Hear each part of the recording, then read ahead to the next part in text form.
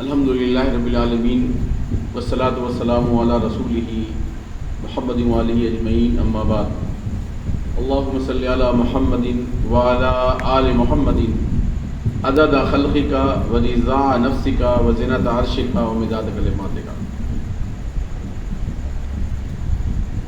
بزرگوں، دوستوں، عزیزوں، آج ہم سب لوگ ایک دعائیہ مجلس میں جمع ہوئے ہیں، اور اس شخص کی مجلس کے لیے جمع ہوئے ہیں جو کبھی اپنی زندگی میں دوسروں کے لیے مجلسیں کیا کرایا کرتا تھا، اور جب اکثر وہ دوسروں کی مغفرت کے لیے دعاؤں کی درخواست کرتے تھے، قرآن خوانی کا اہتمام کیا کرتے تھے، تو زندگی میں سب کے ساتھ یہ معاملہ ہوتا ہے کہ جو دوسروں کے لیے کرتا ہے، کبھی ایسا وقت آتا ہے کہ پھر اس کے لیے لوگ دعا کرتے ہیں۔ ہم جنازے کی نماز کتنی پڑھاتے ہیں، کبھی ایک وقت ایسا آئے گا کہ میری جنازے کی نماز لوگ پڑھائے گا۔ تو جنازے کی نماز پڑھانے کے وقت ہمیشہ ہی سوچنا چاہیے کہ یہ جنازے کے ساتھ جانا چاہیے کہ کل ہم کو بھی ایسے ہی لوگ لے کے جائیں گے، تو پھر انسان صحیح راستے پر گامزن رہتا ہے۔ اور قبروں کی زیارت کے بارے میں یہی حکم ہے کہ تم جب جائے گا تو یہ سوچو کہ بھائی یہی آنا ہے آخر میں، چاہے ہم جتنا اچھل کود لیں، جتنی دنیا، جتنا بلڈنگ، جتنی تعمیر اور جتنا عیش و آرام، لیکن سب کا انجام وہی ہے کہ آدمی قبر میں لیٹ جاتا، نہ گدا ہوتا، نہ اے سی ہوتا، کچھ بھی نہیں ہوتا۔ تو اس کو ہمیشہ یاد رکھنا چاہیے کہ کل نفس ذائقۃ الموت، کہ سبوں کو موت کا مزہ چکھنا ہے، اس لمحات سے سب کو گزرنا ہے۔ اب سوال یہ پیدا ہوتا ہے کہ اللہ تعالیٰ نے ایک وسیع میدان ہم سب کو دیا ہے، ساری چیزیں دی ہیں، عقل و فہم دی ہے، سمجھ دی ہے، ساری چیزیں بتا دی ہیں، یہ کرو گے تو یہ کرو بدلا، یہ کرو گے تو یہ بدلا۔ میں نے حدیث میں پڑھا ہے کہ قیامت کے دن بندوں کو اس بات کا افسوس نہیں ہوگا کہ وہ اور نماز پڑھتا، اور دنیا میں روزہ رکھتا، اور حج کرتا، اور تلاوت قرآن کرتا، اس کا بہت زیادہ افسوس نہیں ہوگا، اور زیادہ کرتے۔ ہاں، ایک چیز کا افسوس ہوگا اس کو، اور وہ ہوگا کہ اللہ دنیا میں ہم نے صدقہ و خیرات والا کام کیوں نہیں کیا جاتا، اس کا سب سے زیادہ افسوس ہوگا۔ ایک حدیث پاک میں آتا ہے کہ کل قیامت کے دن اللہ سبحانہ و تعالیٰ اس دن تو ہر آدمی پریشان ہوگا، اور سب کو نیکی کی حاجت ہوگی، ضرورت ہوگی۔ بہت سے لوگ ایسے ہوں گے جو پہاڑ کے برابر نیکی لے کر کے آئیں گے، بڑے خوش ہوں گے، ارے بڑی نیکی لے کر کے آئے، لیکن ان کے دعوے داران بھی آ جائیں گے، کس نے ہم کو گالی بکا تھا، اس نے مجھ سے جھوٹ، ہم ظلم سے میرا مال لے لیا تھا، اس نے میرے ساتھ یہ کیا تھا، تو اس دن اللہ تعالیٰ اس کی نیکی میں سے اس کے اکاؤنٹ میں ڈالے گا، اور یہاں تک کہ ہوتے ہوتے ساری نیکیاں اس کی ختم ہو جائیں گی۔ تو آتا ہے کہ اس سے زیادہ حسرت کسی کو نہیں ہوگی کہ اللہ پہاڑ کے برابر نیکی لے کے آئے گا، لیکن ساری نیکی دعوے داران مانگنے والے اس کی نیکی کو لے کے چلے جائیں گے۔ اس لیے ہر آدمی کو، کوئی آدمی نہیں کہے گا کہ اچھا بھیا ہم تم کو آج معاف کرتے ہیں، وہاں تو ہر آدمی کو آج نیکی کی ضرورت ہوگی۔ تو آتا ہے کہ اس دن اس آدمی پر بڑی حسرت ہوگی جو نیکیاں تو لے کر آئے گا، لیکن نیکیاں سب اس کے مانگنے والے، جن کو گالی بکی تھی، جن کے بارے میں برا بھلا کہا تھا، پیٹ کے پیچھے غیبتیں کی تھی، جن کے ساتھ ظلم کیا تھا، سب لوگ اپنا اپنا بدلہ طلب کریں گے، چلے جائیں گے وہاں۔ حدیث پاک میں ایک دوسری چیز آئی ہے کہ اللہ سبحانہ و تعالیٰ صدقے کے بارے میں بتا رہے ہیں آپ کو، صدقے کے چیپٹر پر۔ صدقہ دیکھیے، صدقہ کیا ہوتا ہے؟ ہم سب لوگوں کا جو کنسیپٹ ہے، جو سوچ ہے کہ صدقہ جان و مال کا صدقہ، بھائی صدقہ اتارنا ہے، صدقہ لینا، یہ ہم لوگ کی محدود سوچ ہے جو اردو میں ہے۔ عربی زبان میں صدقہ کے معنی نیکی کیا آتے ہیں؟ ہر وہ نیکی جو ہم کرتے ہیں وہ صدقہ ہے۔ کسی سے ہنس کے بول دینا یہ بھی صدقہ ہے، راستے سے پتھر ہٹا دینا بھی صدقہ ہے، کسی کو اچھی بات بتا دینا بھی صدقہ ہے، ارے اپنے بیوی بال بچوں کے لیے مزدوری کرنا وہ بھی صدقہ ہے، اور تمام نیکیاں صدقہ ہے۔ یہ صدقہ کا کتنا بڑا دائرہ ہے اور کتنی بڑی سوچ ہے، لیکن ہم صدقے کو محدود پیمانے پر سوچتے ہیں۔ بھائی صدقہ کا مطلب کیا ہوا؟ جان و مال کا صدقہ، کسی غریب کی مدد کر دیا، خیرات دے دیا، نہیں، ہر نیکی صدقہ ہے، سمجھ رہے ہر نیکی صدقہ، بس شرط کیا ہے کہ نیت آپ کی اچھی ہو کہ بھائی جو عمل ہم کر رہے ہیں اس میں اللہ تعالیٰ کی رضا اور خوشنودی مقصود ہو، اس میں کوئی دکھاوا نہیں ہو، اندر سے کچھ دوسرا نہ ہو، اللہ کے لیے ہو، تو وہ نیکی اللہ تعالیٰ قبول فرماتا ہے۔ تو ایک آدمی کو اللہ سبحانہ و تعالیٰ قیامت کے دن پہاڑ کے برابر نیکی دے گا، تو آدمی کہے گا رب تعالیٰ ہم تو اس نیکی کے مستحق نہیں تھے، ہم نے تو دنیا میں کوئی ایسا کام نہیں کیا تھا کہ جو اتنی بڑے پہاڑ کی شکل میں نیکی ملے۔ تو اللہ تعالیٰ فرمائے گا کہ ہاں بے شک تم اس نیکی کے مستحق نہیں تھے، لیکن تم نے فلاں دن میری راہ میں ایک کھجور صدقہ کیا تھا، ایک کھجور، اور اللہ سبحانہ و تعالیٰ فرمائے گا کہ ہم نے اس کھجور کو داہنے ہاتھ سے لیا تھا، داہنے ہاتھ سے ریسیو کیا تھا، اور ہم نے اس کی پرورش کی جیسے تم اونٹ کے بچے کی پرورش کرتے ہو، جیسے اونٹ کا بچہ چھوٹا ہوتا ہوتے ہوتے ایک بڑا اونٹ بن جاتا ہے، اس طرح سے ہم نے تمہارے ایک کھجور کی پرورش کی، یہاں تک کہ آج ہم پہاڑ کے برابر اس تمہاری ایک کھجور کی نیکی کر دیا ہے۔ تو سوچئے بندہ کتنا خوش ہوگا جو سوچے گا کہ اللہ ہم تیرا کتنا بڑا کرم، کتنی بڑی مہربانی، کتنی بڑی رحمت کہ میری ایک کھجور دنیا میں صدقہ تھی، نیکی تھی۔ کسی کو رمضان میں ہم کہتے ہیں نا بھائی ایک کھجور افطار کرا دیجیے، ارے عام دن میں، رمضان کی تو بات ہی الگ ہے، تو اللہ سبحانہ و تعالیٰ پہاڑ کے برابر نیکی دے گا صرف ایک کھجور پر۔ تو آپ سوچ لیجئے کہ جو ہزاروں کھجور کھلائے، کھانے کھلائے اور لوگوں کے ساتھ اور حسن سلوک کرے، تو اس کے یہاں اللہ تعالیٰ اس کو کتنی بڑی نیکی دے گا۔ تو حدیث میں آتا ہے کہ بندے کو جب بتایا جائے گا یہ صدقات خیرات والے ہیں، یہ نیکی کرنے والے ہیں، ان کے لیے یہ انعام، یہ انعام، یہ انعام، تو بندہ دیکھ کر خوش ہو جائے گا۔ دیکھیے ہر چیز کا اللہ تعالیٰ نے بنا دیا، بھائی نماز پڑھو گے تو اس کا اتنا اجر، ایک کے بدلے 10 70 جتنا بھی اللہ چاہے، زکوٰۃ کرو گے، صدقہ یہ حج کرو گے، سب نیکی کا معاملہ اللہ نے اپنے ہاتھ میں رکھ کر کہا کہ اس کو ہم بڑھاتے جائیں گے، بڑھاتے جائیں گے، بڑھاتے جائیں گے اس نیکی کو تھوڑا، اور اتنا بڑا کر دیں گے جب بندے کو اس میں سب سے زیادہ نیکی کی حاجت ہو۔ تو اسی لیے ہم بار بار بولتے ہیں کہ اللہ کی راہ میں صدقہ کرو، اور کل قیامت کے دن تم خوش ہو جاؤ گے کہ کتنا بڑا ہم نے کام کیا تھا جو دنیا میں نکل گیا تھا۔ تو دیکھیے زندگی کا کوئی ٹھکانا نہیں، اتنے کروڑے میں چلے گئے، کسی نے سوچا بھی نہیں تھا کہ ہم جائیں گے، اچھے اچھے لوگ چلے گئے، لگتا رہی فلاں چلے گیا، ڈاکٹر محمود چلے گئے، فلاں چلے گئے، جن کے بارے میں تصور بھی نہیں تھا، کٹے کٹے۔ زندگی کا کوئی بھروسہ نہیں، کب کس کی باری آ جائے، کب کسی کو ملک الموت آ جائے کہ جب بھیا چلو ہو گیا پورا کام ختم۔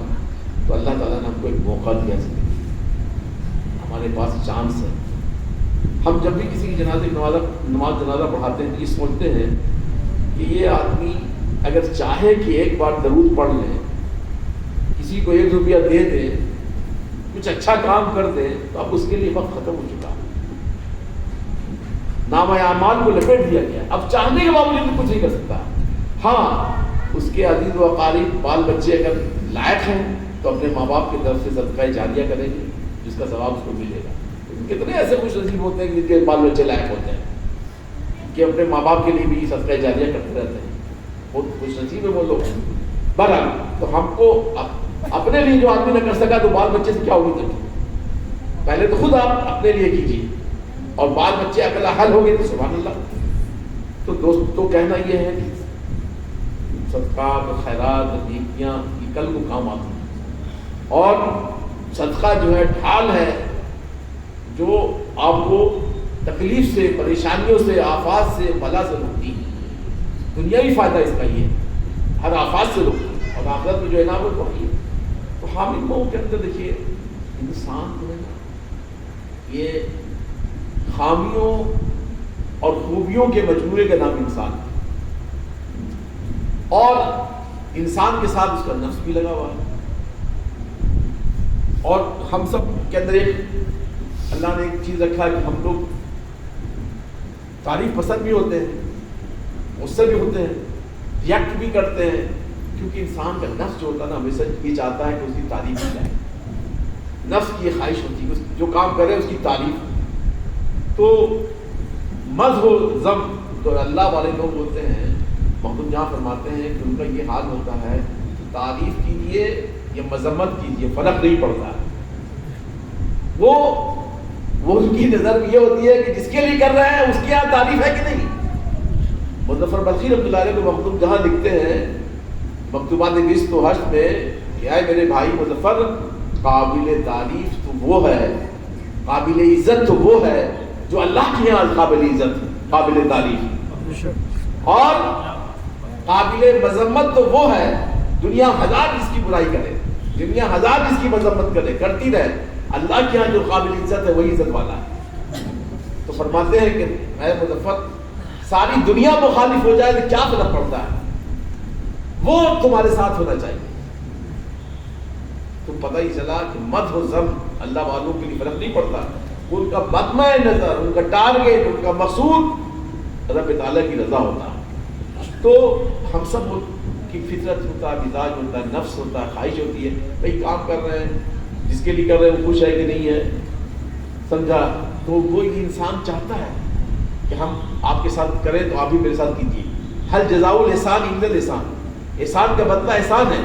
میں نے ایک نئی حدیث میں نظر سے گزری ہے جو آپ کو اس کو شیئر کر لیتے ہیں کہ یہ تو بالکل عام سی بات ہے کہ احسان کیجیے گا تو احسان کا بدلہ احسان ہے، نیکی کیا تو نیکی کی ملائے.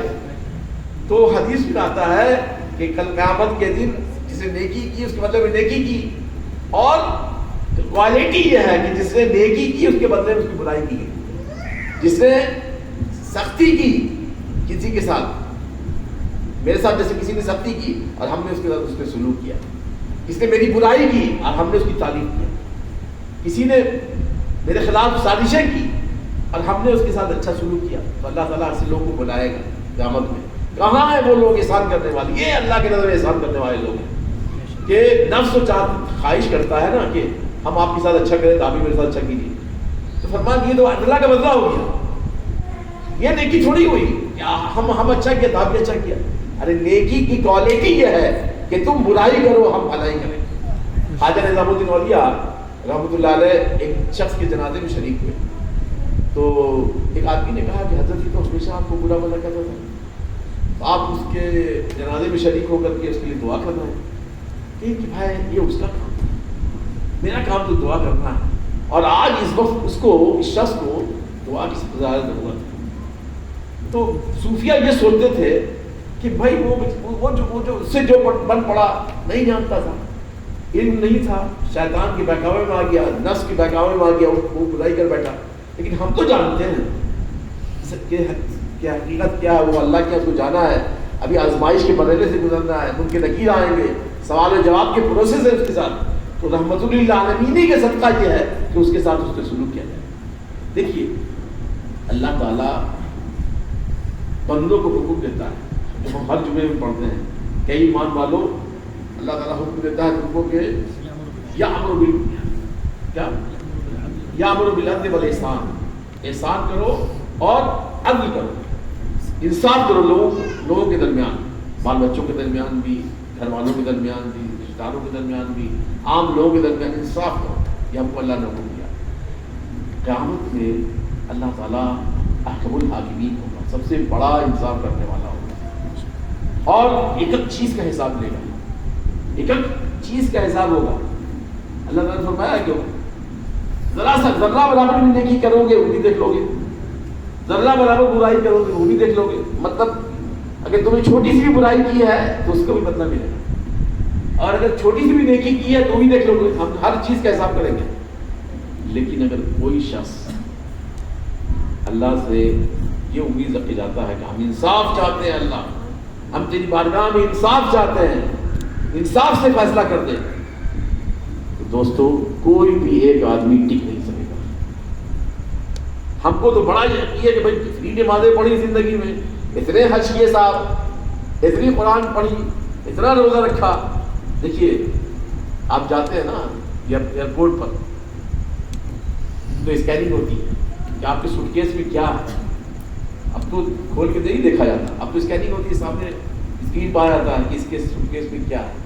تو جب اللہ تعالیٰ آپ اسکیننگ کرے گا قیامت میں تو پتہ چل جائے گا کہ اس کی نماز کتنی پیور تھی کتنی اخلاص والی تھی اور کتنی دنیا والی تھی، کتنی اس کی یاد کے لیے تھی اور کتنی دنیا کی یاد کے لیے۔ وہ حج اس کے لیے تھا کہ حاجی صاحب کرانے کے لیے تھا، وہ صدقہ جو اس نے کیا تھا اس لیے کیا تھا، میری رضا کے لیے کیا تھا یا لوگوں کو دکھانے کے لیے، سخی بننے کے لیے کیا تھا؟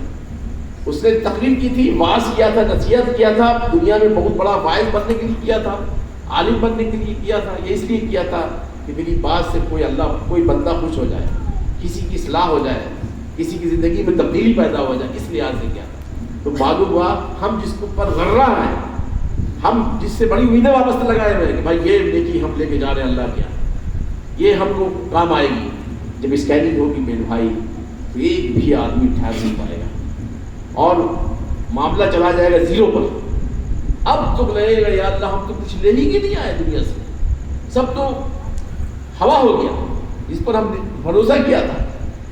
تو دوستو عزیزو، تمام انبیاء علیہ السلام، تمام علماء بزرگان نے یہی کہا ہے کہ اس وقت سب لوگ یہی کہیں گے اللہ ہم تیرے فضل کے امیدوار ہیں۔ اور مکتوب جہاں نے لکھا ہے کہ جنت میں داخلہ اللہ کی کامیابی اس کے فضل کے نتیجے میں ہوگی۔ وہ عدل کرے گا تو کوئی بھی نہیں بچے گا، ایک آدمی نہیں بچے گا جو عدل کرے گا تو، انصاف کرے گا تو۔ ہاں، سارا آدمی کا معاملہ اس کے فضل پر منحصر ہے، فضل کرے گا تو بیڑا پار ہے۔ سمجھ رہے ہیں؟ ایک سنیے واقعہ،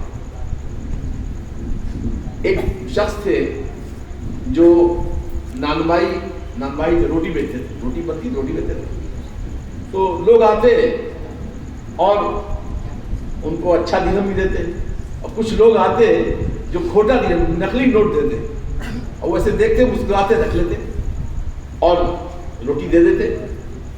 روز ان کا یہی معمول تھا۔ کچھ لوگ آتے جو اصلی نوٹ بھی دیتے، کچھ نقلی بھی دیتے، لیکن روٹیاں سب کو دیتے۔ تو کسی نے کہا ان سے کہ آپ جو اصلی روپیہ دیتا ہے وہی لے لیتے ہیں، نقلی بھی لے لیتے ہیں، لیکن روٹی سب کو دے دیتے ہیں، آپ ایسا کیوں کرتے ہیں؟ تو انہوں نے بولا ہم اس لیے ایسا کرتے ہیں کہ کل قیامت کے دن جب اللہ کے حضور میں میں پیش ہوگا اور جب میری عبادت اللہ کے ہاں پیش ہوگی، وہ نقلی عبادت نہیں ہوگی، دکھاوے کی عبادت ہوگی، کہیں وہ بھی ریجیکٹ نہ کر دی جائے۔ یہ سوچ کر لے لیتا ہوں کہ چلو اس کو ضرورت ہے نقلی صحیح، ہم اس امید پہ ہیں کہ کل اللہ تعالیٰ کے ہاں بارگاہ میں حاضر ہوں گے اپنی نقلی عبادت کو لے کر کے، نقلی نماز، نقلی روزہ، نقلی سب دکھاوے والا ہوگا، کہیں اللہ سبحانہ و تعالیٰ اس کو دے کے ٹھکرا نہ دے۔ اگر ہم نقلی نوٹ والے کو جائیے ہم نہیں لے گا آپ کا پیسہ، نقلی نوٹ لے کر کیا آیا، ہم بھی لوٹا دیں، کہیں اللہ بھی ہم کو لوٹا دے گا۔ تو یہ تھے اللہ والے لوگ۔ تو صوفی فکر یہ کہتی ہے کہ جو کام آدمی کرے وہ اللہ کی رضا کے لیے کرے، اس کو مطلوب اس کی خوشی ہو۔ اب دیکھیے زندگی میں انسان ہے جو خطاؤں کا پتلا ہے، غلطیوں کا پتلا ہے، غلطی کسی سے نہیں ہوتی، وہ فرشتے ہیں، جو ہر وقت گناہوں میں ڈوبا رہتا ہے وہ شیطان ہے، اور غلطی ہونا، غلطی کا احساس ہو جانا، احساس ندامت اور توبہ کر لینا، یہ آدم اور آدمیوں کا کام، یہی سب سے بڑی قدر و قیمت کی بات ہے۔ یہاں بزرگان دین ایک واقعہ لکھا ہے، میں نے پڑھا، بہت ہم کو اس پر اثر ہوا تھا، آپ کو ہی بتا دیتے ہیں۔ ایک شخص تھا جس کا آخری وقت تھا اور وہ بڑا گنہگار شخص تھا، تو اس دنیا میں اس نے بے انتہا گناہ کیا تھا، تو آخری وقت بالکل زندگی کی سانس ٹوٹ رہی ہے، آخری وقت ہے، اس کی آنکھیں ڈبڈبا گئی آنسوؤں سے، اور اس حالت میں اس نے ہاتھ اٹھا کر دعا کی کہ اللہ کیا اس شخص پر تو رحم فرما سکتا ہے کہ جس کے پاس نہ دنیا ہے نہ آخرت ہے، کہ دنیا بھی ہم سے چھوٹ رہی ہے، دنیا بھی ہم نے کچھ نہیں کیا بنایا، دنیا سے بھی رخصت ہو رہے ہیں، اور ہم خوب جانتے ہیں کہ میرے نام اعمال میں نیکی بھی نہیں، ہم کو خوب پتا ہے کہ ہم نے بہت گناہ کیا، نیکی بھی نہیں ہے، کیا اس شخص پر تو رحم فرما سکتا ہے جس کے پاس نہ نیکی ہے نہ دنیا ہے نہ آخرت ہے؟ تو اللہ تعالیٰ کو اس بندے کی یہ ادا اتنی پسند آ گئی کہ اللہ نے اس کو اسی وقت معاف کر دیا۔ تو اللہ سبحانہ و تعالیٰ کی بارگاہ ایسا کرم والی ہے، مہربانی والی ہے، وہ ایسا معاف کرنے والا کہ ماں سے بھی زیادہ رحم کرنے والا ہے۔ حدیث پاک میں آتا ہے کہ حضور پاک صلی اللہ علیہ وسلم کے پاس ایک شخص آئے کہ حضور دیکھیے فلاں نوجوان کا آخری وقت ہے، کلمہ نہیں پڑھا جا رہا، لوگ ہزار اس کو تلقین کرتے ہیں، کلمہ نہیں پڑھتا. تو حضور رحمۃ اللہ علیہ تھے، اٹھے کہ چلو اس کے گھر پر گئے، آپ نے اس کو تلقین کی، چپ چاپ بیچارہ زندگی کی سانس ٹوٹ رہی ہے.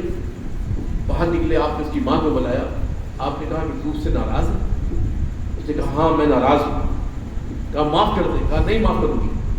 کہا اچھا ٹھیک ہے، جب تو معاف نہیں کرے گی تو صحابہ اکرام کو بولا ایک لکڑی جمع کرو، آگ لگاؤ اور اس کو اٹھا کے اس میں ڈال دو، جب اس کو جہنم میں جانا ہی ہے تو دنیا ہی میں جل جائے.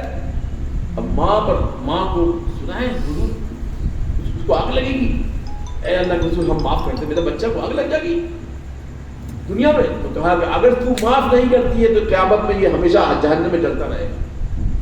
تو اس نے کہا کہ رسول اللہ میں معاف کرتی ہوں، دل سے معاف کرتی ہوں. تو آپ نے کہا کہ صحابہ تم گواہ ہو جاؤ، اس نے اپنے بچے کو دل سے معاف کر دیا. اس کے بعد پھر حضور پاک صلی اللہ علیہ وسلم اس شخص کے پاس گئے اور اس سے کہا کہ پڑھ لا الہ الا اللہ محمد رسول اللہ، اور پڑھا، اس کی روح پرواز کر گئی. تو حضور نے فرمایا کہ سبحان اللہ، آج اللہ نے میرے ذریعے ایک شخص کو جہنم سے بچا لیا. تو پتہ یہ چلا کہ ماں باپ کا حکم بجا لانا، ان کا خیال، اور سب سے بڑی بات اللہ تعالیٰ سے اچھی امید، توبہ اور استغفار، یہ ایک بندے کی شان ہونا چاہیے. تو دوستو،